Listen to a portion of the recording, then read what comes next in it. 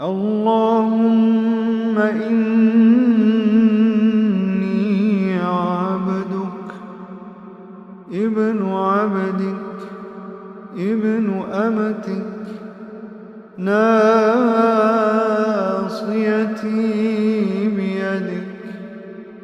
ماض في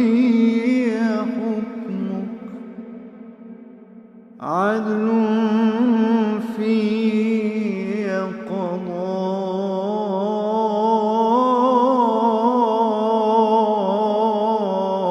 قضاءك. أسألك بكل اسم هو لك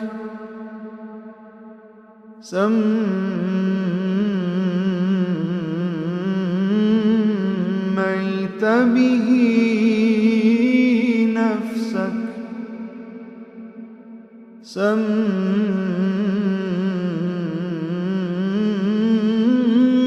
سميت به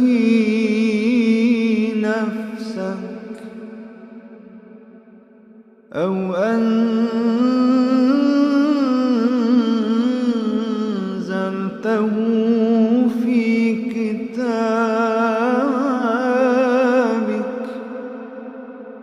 أو علمته أحدا من خلقك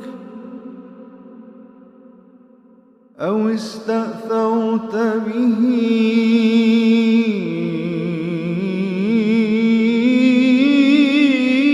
في علم الغيب عندك أن تجعل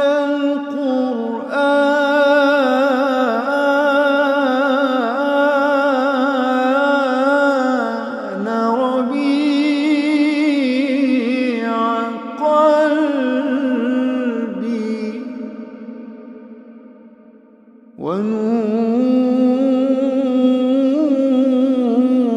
ونور صدري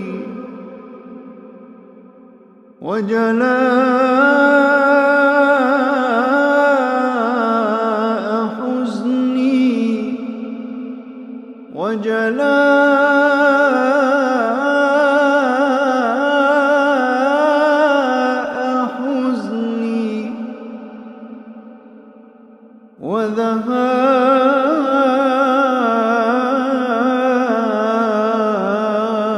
وذهاب